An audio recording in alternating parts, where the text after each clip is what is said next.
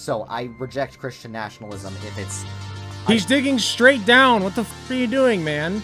You're mining straight... Okay, your faith in God is too strong. I revoke your faith in God. Yep.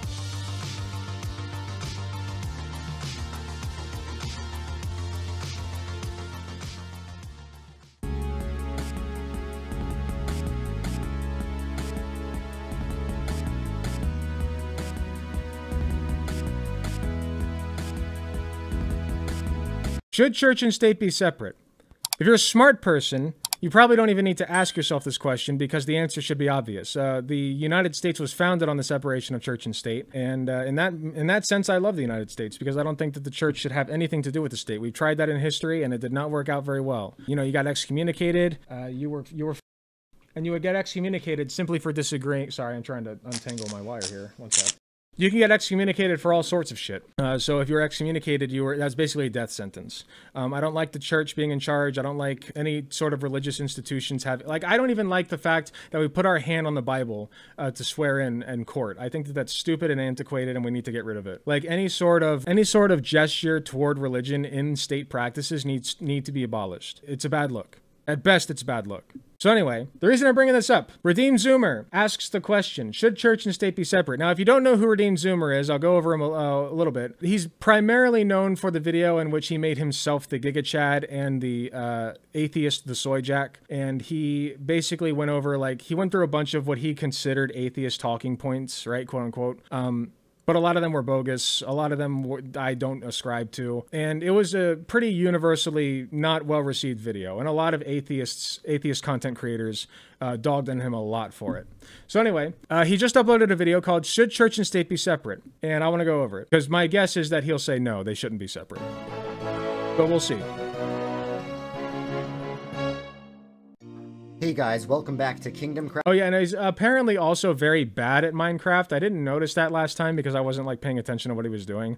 I will try to pay a little bit more attention this time. Where we build churches in Minecraft while talking about Christianity. And today I'm talking about the traditional Presbyterian view of church and state.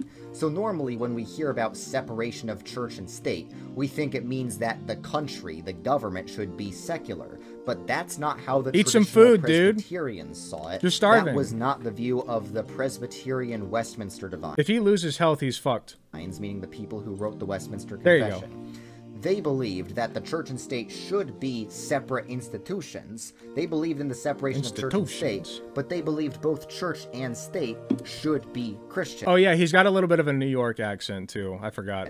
They believed in what's called classical two kingdoms theology, that Christ rules over both the church. We're allowed to place our hand on the Constitution or any religious text. I disagree with that. You should, placing your hand on the Constitution is one thing, but religious texts, no. And the state, both the church and state. To me, that's an empty promise. Established by God for the furthering of His kingdom. It's an empty platitude. God rules over church and state in distinct ways. So that means both. Okay, so I think he just claimed, if I heard that correctly, that God rules over both the church and the state. They believe both church and state, what's called classical two kingdoms theology. That Christ rules over paying attention. Both the church and the state. Both the church and state were established by God for the furthering of His kingdom, but God rules over church and state in distinct ways. So that means both the church and state should be Christian and should submit to God. And the Presbyterian scholastics... What you got against New York accents? Nothing. I just think they're cute. They were called Covenanters. Why? Because they believed that their nation, which was Scotland, should have a covenant with God. Just the way the church has a covenant with God, which is the covenant of grace. They believe the state should also have a covenant with God. So, they believe in separation of church and state. Just like modern Americans do. At least they think they do. But they still believe... Yes. Most modern Americans believe in the separation of church and state unambiguously. What do you mean they think they do? I hope he delves into that a little more. The church and state should be Christian. They still believed we should have a Christian nation. Now, I know these days there's a lot of talk about Christian nationalism, and I did a video on that. My views have slightly changed since then. My views on... Do you find Minecraft nostalgic? I do, yes. I used to play a lot of it. Are you allowed to choose what document you swear over? You may choose the holy book or of your religion, a book of laws, or any... Yeah, so I didn't know that, but I still think that it's an antiquated practice. I stand by that. I think that, any document you feel would compel you to hold to your word. It's just silly to me. It's it doesn't change anything. And usually it's like the Bible. You can swear on a comic book. I think the idea, like, okay, what if I refuse to swear on anything? What if I don't want to put my hand on anything? And I'm like, I don't know. Like, no, I'm not putting my hand on anything. Because what you're basically saying is, I am forsaking this piece of literature if I, like the ideals in this literature if I lie. You know, I think the Constitution is the most reasonable argument you can make, but I think practically speaking, it doesn't make a shred of difference, because if you have your mind set on lying, you're going to lie. It's just like an antiquated practice to me. Yeah, it's just ritualistic. The topic but of it's fine if it's like a state document. I think whether or not we should believe in Christian nationalism depends on how you define that term, because there are some people who believe in what's called theonomy. Theonomy says that the Old Testament legal laws should be the governing laws of countries today. Oh, and I wouldn't necessarily believe in that, because John Calvin was definitely against theonomy. Basically, traditional Reformed theology divides he's the a Old Calvinist, Testament right? Mosaic law into 3 categories: moral, ceremonial, and legal. All of us agree that the moral law still applies to us today. The 10 Commandments still apply to us today. Stealing doesn't become okay just because we're in the New Covenant now. The New Covenant is a continuation of the Old Covenant. That's what all traditional... Jesus, I believe, said, "I am not here to change one stroke or whatever of the Old Testament, of the Word of God." So, in the New Testament does stand by everything that was in the Old Testament. This is a common argument that Christians will use when you bring up the fact that, like, the Old Testament is okay with slavery and, like, killing people for certain crimes or cutting their hands off or some shit. Like, that's a common tactic they'll use, but, like, the New Testament doesn't say that any of that's wrong. Reformed theology believes. All of us also agree that the ceremonial law is not binding on us today. We don't need to have all those dietary restrictions of the Old Testament. We don't need to be careful about wearing mixed fibers. It's the Word of God. The ceremonial law has stopped existing. It's because it's been fulfilled by Christ. Because Christ is our high priest who intercedes for us in heaven. Like I just said, Jesus Christ literally says in the Bible that he didn't come here to change the rules. So that's bullshit. So we don't need a priest here on earth to intercede on us for the Father. You can also swear on no book? Okay, I don't know. Maybe I'm just being a stickler about nothing. Intercede for us on the Father. Intercede for us before the Father. Sorry. It's late when I'm recording this. So we both agree that the moral law is binding on us. We both agree that ceremonial law is not. Where we disagree on is the legal law. Does the legal law apply to Christians today? And traditionally, Reformed theology has said no. John Calvin clearly said no. Theonomists are these people who say that it is, but that's not the traditional Reformed view. So when we're talking about having a Christian nation, he's kind of losing me a little bit. Covenanting with God as a nation. When we're talking about nations collectively submitting to God, that doesn't necessarily mean theonomy. The Westminster Divines were not theonomists. So I reject Christian nationalism if it's... He's digging straight down. What the f*** are you doing, man? You're mining straight... Okay, your faith in God is too strong. I revoke your faith in God. Identical with theonomy, but if by Christian nationalism all you mean is... You're like, God will protect me from the lava. Then absolutely. The Reformed view of evangelism is that we should evangelize nations collectively, whereas the Methodist view of evangelism is we should just evangelize individuals in nations. Now, obviously, people are going to say, oh, we should do both. Yeah, of course, everyone knows we should do both. But what should we primarily focus on? Methodists, and by the way, I respect Methodists, but we do disagree on this issue. You should read R.B. Kuyper's book, not the same as Abraham Kuyper. He was a Christian Reformed minister. Yeah, grab some gold and then dig straight down again. Sorry, I'm kind of losing what he's saying. I'm not interested in any of that. The Reformed view of evangelism is that nations are collective units. And because of American individualism, we often don't think that. We often think of nations as just collections of individuals who happen to agree on having the same laws. I mean, kind of, right? Like that's kind of what a nation is. It's like it's usually defined by the power who's in control of the area, like the landmass. But generally, yeah, if you're at peace, then for the most part, yeah, I mean, most people agree, right? Like, if it's democratically ruled, sure. No one can define nation coherently. There should be no nations. But so, that is not the traditional Reformed view of nations. The traditional Reformed view of nations is that nations sort of function as a collective organism, and that nations can be collectively righteous or unrighteous. Read the Old Testament. The Old Testament talks a lot about nations being collectively righteous or unrighteous. And God purging them, yeah. So that means nations can collectively submit or not submit to God. And God He is clicking each time, true. calls all nations to submit to him. So that means we should have Christian nations. And the traditional Presbyterian view of church and state is that the church... Okay, I think I've realized why he doesn't play very well. Because he's, like, first of all, don't ever dig straight down. Like, I don't care if you're actually talking while you're doing it. That should just be instinctual, that you do not dig straight down in Minecraft. But second of all, he is speaking while he's playing, so I can forgive him a little bit for not playing very well, just because, like, I understand that, like, when I play something like Risk of Rain, it's like, yeah, you're gonna fumble a little bit and you're just gonna, like, it's basically just something to do while you talk. But yeah, I don't know, I thought that he was, like, speaking over pre-recorded video, but anyway. And state are separate institutions, but the church should still be Christian and the I always state make a should staircase. still be Christian. Now, because they're separate, we don't believe that state should tell the church what to do, nor should the state impose bishops on the church. That's why the Presbyterian Covenanters... I believe the state should tell the church what to do. Absolutely. Are you kidding me? The church cannot be trusted. Dude, look at the Catholic Church. Hell no. The state should absolutely be telling the church what to do. Didn't they just which state was it where they allowed the church to not submit any information to law enforcement officers? Like, basically, so they're not, it's mandated reporting. That's what I'm trying to say. They basically said that, like, priests who take confessionals and then people in the confessional booth say, like, I'm currently in the process of abusing my child or some shit. The priests are not obligated to, like, they're not mandated reporters, so they don't have to report that. I think that priests should be mandated reporters, because you are operating in the same capacity that, like, a therapist would operate in. And a therapist is bound by a code. And that code says, if you believe that the person that you are seeing, right, in therapy is at risk of harming themselves or others, like, you are mandated to report that to the state and have them taken care of, you know, in whatever way they need to be. The priests should have the same obligation.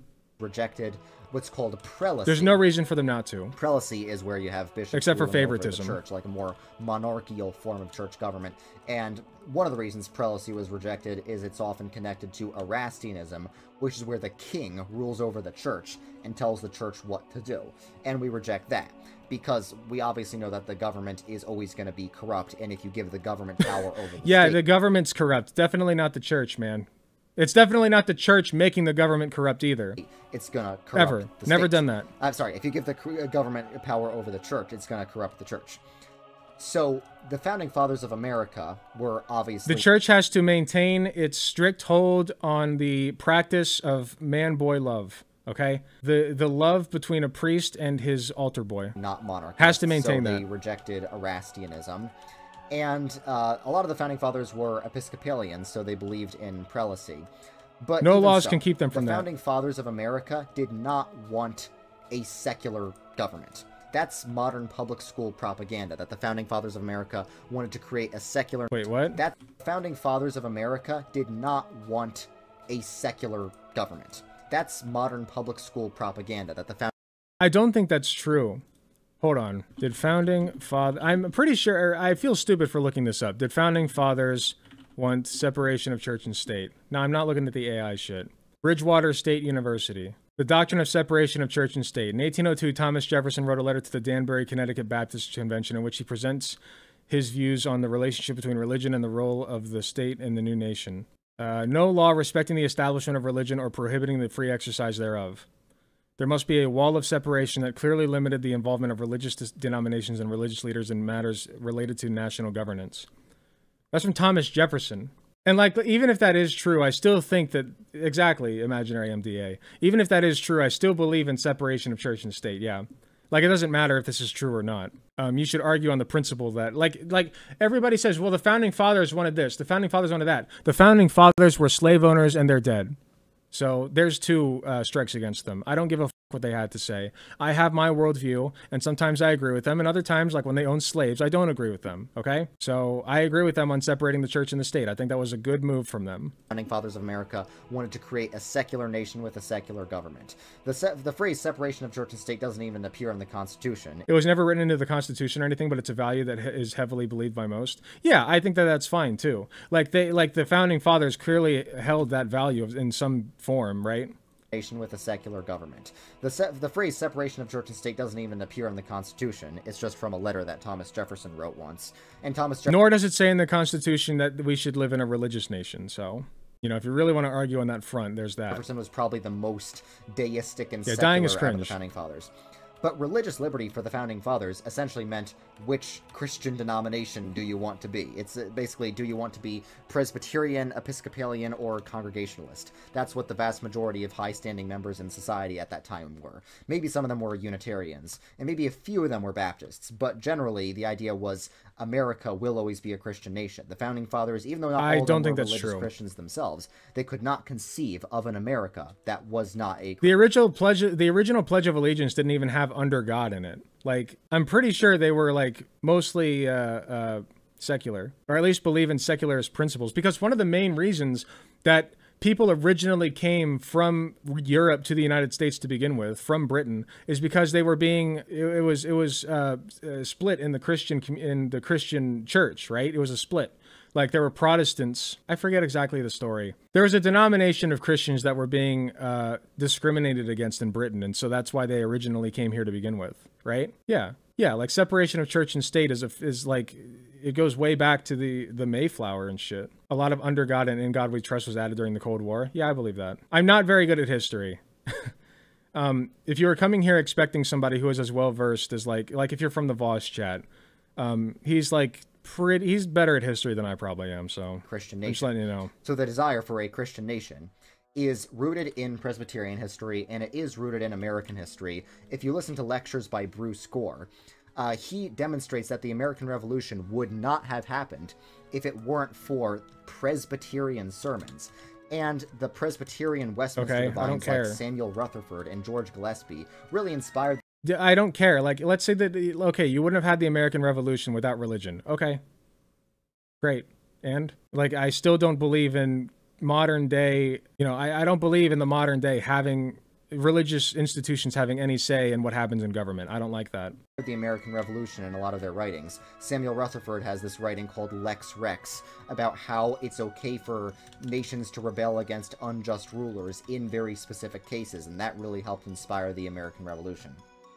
So you could argue America's not only a Christian nation, but it's a specifically Presbyterian nation.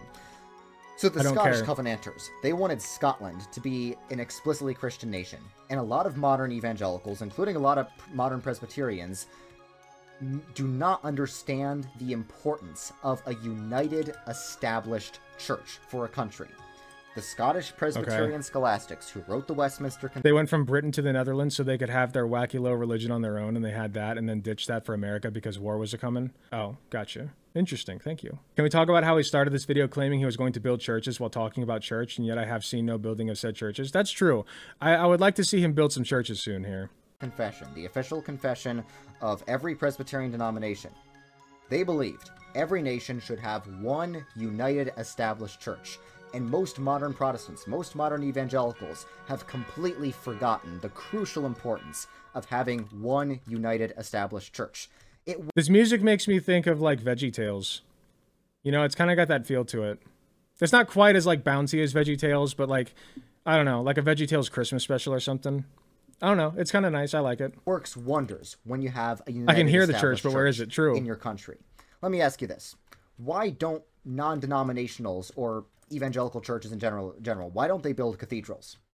Why don't they? Is cathedrals just too Catholic? No. Traditional Protestants in Europe and America built cathedrals. Why don't they? It's because they're not united. It's because... What? I don't give a shit if they build cathedrals or not. Yeah, and they do build megachurches. Yeah, they build megachurches. Like, there's a megachurch, like, in Ohio. You guys know Butter Jesus? Touchdown Jesus? Anybody remember? Yeah, this is in Ohio. I think it's fair to say this morning the talk of the tri-state. Absolutely does, Lisa. Whether you this is just like one of many mega churches. Just after 11 o'clock last night, it's believed that lightning struck the statue and caused it to just be devastated. All the styrofoam and fiberglass that covered the metal skeleton of the statue burned away in the blaze. A very bright... They got a big ass lake out front. Amazing blaze. Smited, smoked even. All that's left look at this. Today, the lightning's still going. The structure that supported that statue. That's not even the first time that's ever happened. So then they built a new one. Asked them why we don't build fucking cathedrals anymore. Look at this shit. Disgusting, disgusting display of wealth from the people who, in their holy book, it says, does it say the money is the root of all evil in their holy book? I'm pretty sure. in the Bible? Pretty sure. The Whore of Babel struck down by Thor's wrath. True. Isn't that a sign from God saying no more churches? True. That's Solid Rock Church. Not united large organizations. They're just independent groups doing their own thing. They can't share the resources. Yes, the love of money. Yeah, the camel and the needle, which is conveniently not, like, relevant once you bring up the fact that, like, most Christians are totally cool and fine with capitalism. Resources necessary to build a cathedral. You know, sharing resources is a biblical principle in the book of Acts. Why? What's so important about building a cathedral, man? Like, answer that question. Like, why do you want so badly to build cathedrals again? Like, what's the deal? I don't understand. Like, you're building them in Minecraft. Just keep it in Minecraft. It's fine. Had everything in common. They shared all their resources with each other. And it is very important for the church to be a large institution with a lot of resources so they can do great things for God's kingdom. Presbyterians believe in kingdom. Yeah, so we need to build like a mega church with tons of money that we could have used for like public outreach instead, right? Or like, and also not let homeless people shelter in them, right? Because a lot of churches, like if you try to squat in a church, right, they'll just kick you out. They'll call the police on you. Theology that the role of the church is very not welcoming, just to very save open and individual welcoming, souls, but to spread God's kingdom here on earth. Takes up a the church ton of didn't just land. build cathedrals historically. The church, both Catholic and Protestant, which includes Presbyterian, built hospitals. Jesus said to heal the sick. Now, some of us might have miraculous healing. Okay, then talk about building hospitals. Why are you talking about building cathedrals? That's a leap and a jump, dude. Powers, but I mean, I'm not Pentecostal. I know I don't have miraculous and the healing private powers. jets, yeah. The church has traditionally followed Jesus's command to heal the sick by building hospitals. And there's a reason you don't see non-denominational churches building hospitals. It's not that they don't Then talk care about building the sick. hospitals, not cathedrals. Some of them are really Gnostic, and they think you just need to give the sick people the gospel, and then they're fine, and you don't need to care for their physical needs at all. But generally, the main reason is at least they he's don't not have one of the resources those. necessary to build a hospital the way Christians used to. There's a reason most hospitals have the word saint on them. I hope they have fewer resources. The people who are building hospitals should not be churches. If you actually cared about building hospitals and like about healthcare for people, you would support Medicare for all. Does Redeem Zoomer, so if you're watching this, I want to know, do you support Medicare for all? I would love to know. If you support Medicare for all, then I can buy some of this. But if you don't, then you're just bullshitting me. It's because traditionally, Christians were the ones building hospitals. He might. I don't know.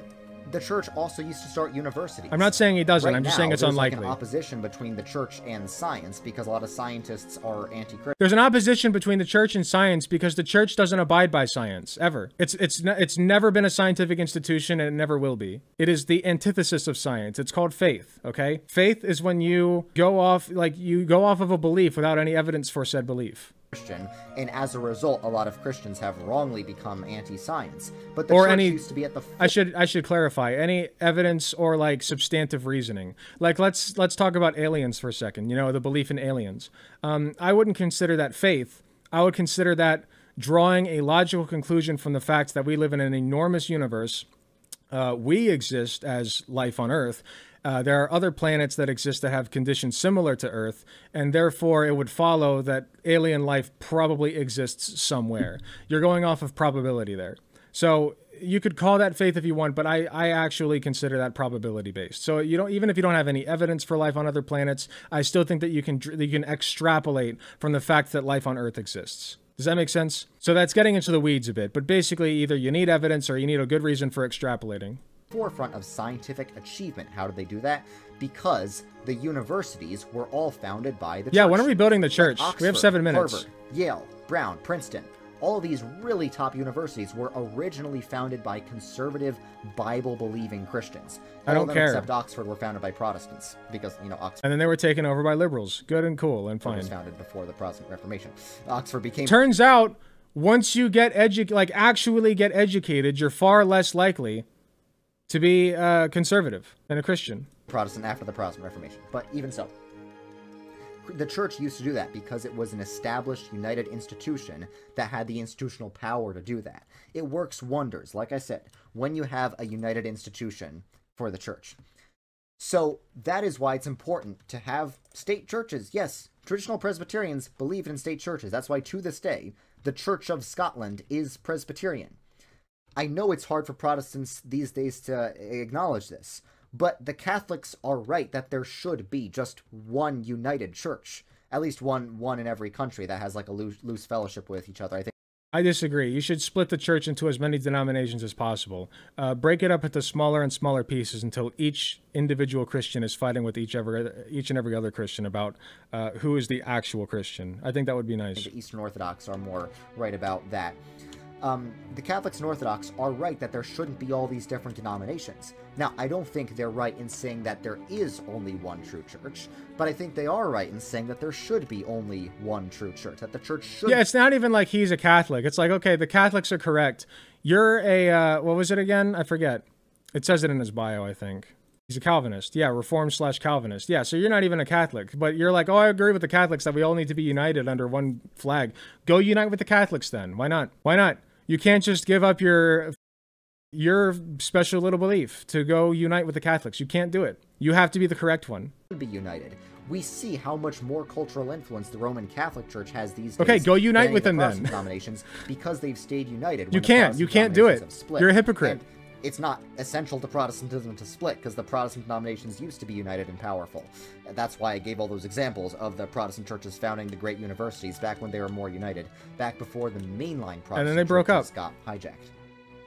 So, in Scotland, the Presbyterians wanted there to be one united Church of Scotland, and that church would be Presbyterian. Not all these different denominations. Now, what do we do in America? Because maybe that worked for Scotland. Okay. But even though the founders of America did want a Christian nation, they did... Wait, did you just reset it, man? You did. You just reset it. But even though the you died and you reset. Did want a Christian nation, they did... Why are you even on survival mode? Why play survival? Just play creative. Like, I don't shit on people for playing creative, but you're playing survival mode, dude. The whole point is that if you die, that's it. You gotta go collect your shit. You lose a little experience. It's not even that bad when you die, mind you, as long as you have a good spawn point nearby. Like, as long as you're being smart. You're not even playing the damn game right. Okay, I'm back. So even though the Founding Fathers did want a Christian nation, technically, they did want there to be religious liberty, and they didn't exactly the damn want game when you government lose. To favor one specific church institution. So, if state churches are so important, what do we do in America? Now, obviously, I'd respect him a little more if his Minecraft game were any good, but it's clearly not. You could amend the Constitution to actually have a state church or something. No! That's fantasy world. It's not realistic to do that. Traditionally... Yeah, and it shouldn't be. How dare you? Keep your hands off my goddamn Constitution! Wait. It did say... Yeah, state church? Yeah, no. I thought, for some reason, my brain was like, wait, did he say separation of church and state, writing that in? We should write that in. We should say no, like there should be an amendment, new amendment coming at you. No state institution shall honor or be driven by, I'm paraphrasing what I would want it to be. Obviously, you could find loopholes. Honor or driven by any religious affiliation.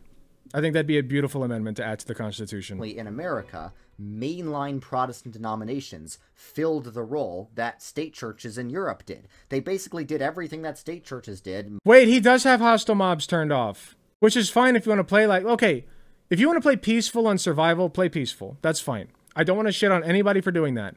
But at the same time, it's like, you just died on peaceful mode, man, first of all. So that's your first L. Your second L is resetting it. You should have just bit the bullet. Minus the explicit endorsement of the government. I also prefer survival. Had basically everything else. They founded universities. They founded hospitals. They were the ones having a massive cultural impact in society. Dude, just because a Christian founded a university does not make that university inherently Christian. Okay, they can be separate. Like, you can be basically just a Christian in name only, and found an institution and not have that institution be based in any kind of religious principles. Like they always say, well, a Christian did this, a Christian did that. I don't give a shit. Like, and also, let's say that they did make it a religious institution. The religious part's bad. It's bad. It's thanks to mainline Protestant churches that the abolitionist movement succeeded. Or at the very least, it's neutral. Like, in public school, you'll have all this propaganda that Christians are the reason slavery happened. No. Slavery happened because slavery was everywhere in the world. Christians were the first to abolish slavery. And, you know, I'm from New York, and I go to Kansas a lot. New York preachers in the 1850s, Presbyterian and Congregationalist preachers in New York, would tell their congregations to move to Kansas to crusade against slavery in Kansas. And that's why Kansas has so many... Guys, did you know that some Christians were against slavery? Whoa, isn't that cool? Guess what? There were a lot of them in favor of slavery, too. and they used the Bible to justify has it. so much of an abolitionist heritage because there were a lot of Christian extremists who told Yeah, their now what Southern congregations churches did. to send people to move to Kansas. It was like a real crusade, and it was awesome. That's also why Kansas is full of RPCNA Presbyterian He's not being an apologist about slavery. He's saying, well, guys, Christians actually stopped slavery. No, they didn't. churches. RPCNA, And if they did, it wasn't due that's to their directly Christianity. descended from the Presbyterian Scottish Covenanters, and it's awesome. Oh, he's got hostile mobs I turned on. learned a lot Okay. about them from Matthew Everhart, who is a Presbyterian pastor. We'll who grant him recently that. Started working as an adjunct professor at an RPCNA Dude, put down some fucking torches. seminary in Pittsburgh. The RPCNA is a small conservative denomination, but they're technically mainline because they never split off from anyone, and they understand that the government... I also don't understand. We're 13 minutes into this, and we still don't have an answer from them, from him. Should we have separation of church and state? Yes or no? It seems as though the answer is no, we should not. Because he's already hinted at the fact that he would be fine with, like, writing into the Constitution some kind of state-sanctioned church power, right? So he's not, like, clearly he wants there to be no separation of church and state. He just wants to make sure that his church is the one that's in charge. He is just kind of yapping. Needs to be explicitly Christian. Now that they haven't been successful in achieving that. They did petition the U.S. government off from anyone, and they understand that the government needs to be explicitly Christian. Now that there we go. See, they haven't been successful in achieving that. They did petition the U.S. government to be... Why does the government need to be explicitly Christian? I'd love to know why. What would you... Let's say that we make you president, and you can enact any will that you want. Like, or not even president. Let's just say that you're dictator of the world now. What happens? What rules do you instill? You know, like, I want to know the dirty details. I want to know, like, what you think about gay people being able to get married. I want to know what you think about, like, trans people being allowed to transition. I want to know what you think about homeless people. I want to know what you think about free healthcare, the Palestinian genocide. Let's talk about it. Like, what would you do if you were in charge of the world? Redeem Zoomer. I think that's a very fair and good question to ask, since he's talking about the church having power, because clearly he has a vision here, right? Like, this is coming from a vision in his head. He has a vision of what the world would be like if the church were in charge of the state.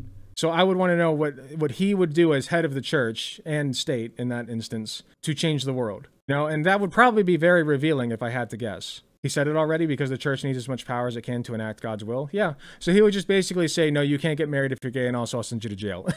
Anybody who sins goes to jail. Explicitly Christian. They actually had a meeting with Abraham Lincoln. Wrong emote, nice. And it almost worked out. Sadly, it didn't. But that is the traditional Presbyterian view, even though it hasn't been successful in America. But because it hasn't been successful, mainline Protestant denominations filled the role of the church. They still had the massive cultural impact that state churches did in Europe. And that's why it was so devastating for the American church when we lost the mainline Protestant churches. So I understand that it is not necessary for the church to be the church for it to have all this cultural impact. All that is necessary for the church to be a true church is the preaching of the word and the administration of the sacraments and the exercise. Then why are you... Wait, you're contradicting yourself. Then why do you want to build cathedrals? Why build cathedrals then? I don't understand. Of church discipline. But ideally, the church should have a transformative kingdom impact on the world. You know, the job of the church is not just to save individual souls, it's to participate in God's work of... By the way, don't buy that save your soul nonsense. Like, that just means save you from going to hell. And what they mean by that is, like, if you're gay or trans, you're going to hell, so we have to convert you to not be gay or trans via conversion therapy. Like, that kind of shit. That's what they mean. New creation in this world. We're not just supposed to sit around and wait until Jesus comes back. This is the real New World Order shit right here. Like, you always hear conservatives talking about, like, oh my God, the Chinese are going to storm the beaches and they're going to instill the New World Order, and you're going to, you know, have people, you know, coming knocking down your door and checking your internet history and shit. Like, no, that's what they want to do. It's always projection. That's what the apostles did right after the ascension, but the angels told them to get to work. And the church is supposed to work in the world for God's kingdom, and the way it's supposed to do that is by having the nations. The guy believes in angels. Like, the nations collectively. Listen, I'm really trying not, like, I always try not to shit too hard on religion in general, but, like, when you're literally talking about the existence of actual angels, when you're talking about like the state and what policies we should instill in the state, those two ideas don't belong together. That's why we have separation of church and state. You're allowed to believe in angels all you want. Just don't tell other people they also have to believe that shit. Should submit to Christ. And that's why it's important for the church to be united. See? So the church can submit to Christ and tell the nation how to submit to Christ. You're cucked. So, because we lost the mainline Protestant institutions to liberalism, the church has never been the same ever since then. And I don't think the church can be the same until we retrieve back the influence that those denominations Jesus is coming, so get on your knees and pray. Jesus is coming. Get on your knees and pray, everybody. had. Now, how are we going to do that exactly? Receive the Lord. It's not going to be easy. I didn't say it was going to be easy. Now, one option is we could, you know, try and make the government a Christian theocracy or something, and we could try to... Or something, right? Or something. I mean, just a thought, right? I'm just spitballing. Yeah. You know, just a thought. Christian theocracy, yeah. Okay, amend the Constitution to make it a Christian nation, or we could retake the mainline Protestant churches. The idea behind Reconquista, the idea behind retaking the mainline Protestant churches... He is saying in the most boring way possible, in the most drawn-out way possible to pad out the essay, you know, that he wants to, like, retake the United States government and turn it into a Christian theocracy. That's what he wants. Like, at the end of the day, that is what he wants. That is his worldview, that the church should be in charge of everything, and everybody should abide by the laws laid out in the Bible to the extent that they are, and definitely consistently followed by both God and his followers all the time. Amen. But that's what he wants. Like, he wants a Christian theocracy. He just said it. Is this traditional Presbyterian assumption that it's very important for there to be an established church for the nation and for the nation collectively to submit to Christ. And because America traditionally has not had one state church, the alternative to that has been these mainline Protestant denominations. This is what we're dealing with. They're insane. Without reviving the central church of that nation. The central church of Scotland is the church of... You're not American, by the way. Like, I reject this fundamentally as an American. Like, not even as a leftist or an atheist necessarily. Like, as an American, you should feel gross at the mere thought of, like, the church being in charge of anything that you do. Like, even as a Christian, I would feel gross about that. Like, what? You want your priest to be your governor? You want your priest to, like, be there in the doctor's office with you telling you you're not allowed to get an abortion? Or telling you that, like, you can't put your kids on puberty blockers because God said so? Or, better yet, how about we just get rid of cancer treatments, right? Just get rid of cancer treatments because God will heal you. I know that he doesn't believe that shit, at least that far, right? Like, so, like, he hasn't indicated that he believes in that. And he even said, like, you know, people still need basic healthcare and shit. But why? Why? Like, you clearly believe in this all-knowing, all-loving God. He should heal everybody. Leave it to him. Do you not trust him? I don't know. I don't know. It sounds a little untrustworthy to me. Of Scotland. The Central Church of England is the Church of England. The Central Church of Italy is the Roman Catholic Church. And the Central Church of America has been the mainline Protestant churches. So I think I don't care. There is no hope for America unless we retake the mainline Protestant churches. So now I'm going to speed this up while I figure out how to get out of this weird, creepy cave. Because you suck at the game, man. Stupid. Yeah, needless to say, I disagree with Redeemed Zoomer's assessment of whether or not we need separation of church and state. We absolutely need it for multiple reasons. Not the least of which he actually laid out perfectly. Like, he made the case for why we need it. You want to live in a Christian theocracy? I think not. I'm good. The ending was perfect. It was very funny for reasons that he did not intend. He's very bad at Minecraft, apparently, on top of just being a religious zealot and insane about wanting to instill a Christian theocracy in America. Very good. Hey, thanks for watching. If you enjoyed the video, please be sure to hit the like button, subscribe if you want to see more, hit the notification bell to be notified when I upload. If you enjoy my content, you enjoy what I do, I really appreciate any financial help that I can get. Go to youtube.com/AlecGunterTTV/join. You got some awesome benefits, such as seeing early videos, awesome emotes that you can use in the comments of YouTube videos, and a sweet badge next to your name. So if that sounds interesting to you, I'd really appreciate if you join. It is cheaper than the cost of a blowjob from your mom. So with all that being said, thank you again for watching, and I'll see you all in the next video.